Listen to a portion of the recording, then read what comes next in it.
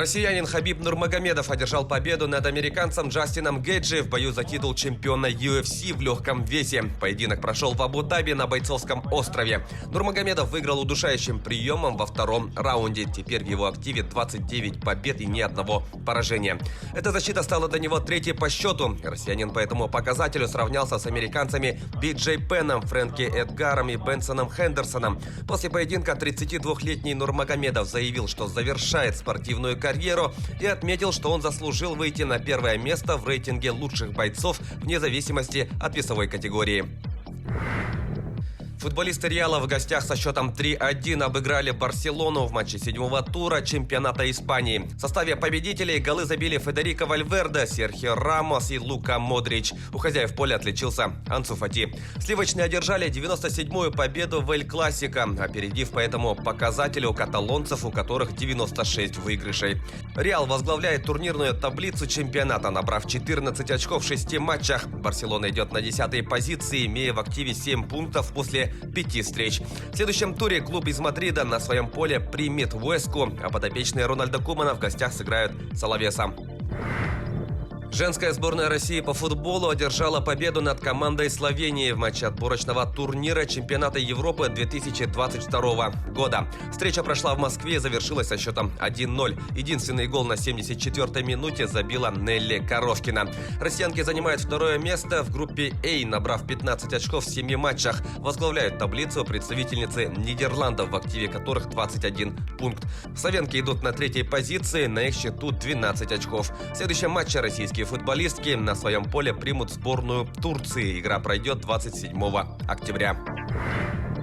Россиянин Никита Нестеров подписал контракт с клубом Национальной хоккейной лиги Калгари. Как сообщает пресс-служба команды, соглашение с 27-летним защитником рассчитано на 1 год, а его зарплата составит $700 тысяч США.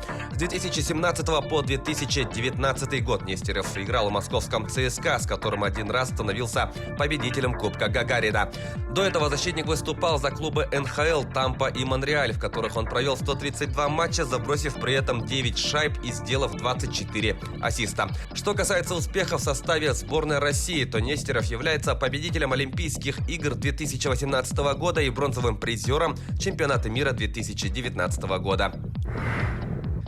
Перейдем к событиям нашего региона. Гол студента Северо-Восточного федерального университета Янника Самплея помог Липецкому ЛКС победить Астраханский Волгарь в домашнем матче 5-го тура регулярного чемпионата по рематч высшей лиги России по мини-футболу. Встреча завершилась со счетом 2-1. Самплей отличился с 10-метровой отметки после 6-го фола гостей. Еще один мяч липецкой команды забил Джибраил Алханов. У астраханцев голом отметился Давуд Штибегов.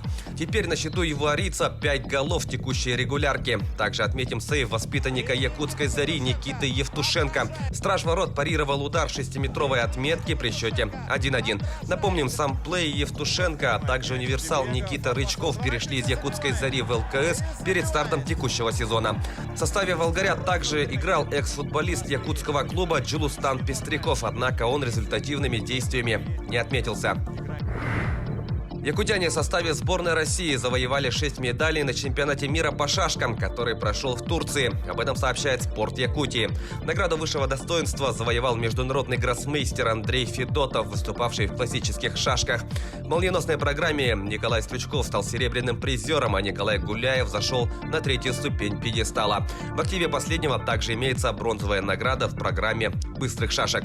В этой же программе среди женщин победу одержала международный гроссмейстер Матрена Наговицына, победившая в финале другую якутянку Наталью Шестакову. Таковы главные спортивные новости к этому часу. Занимайтесь спортом и будьте здоровы!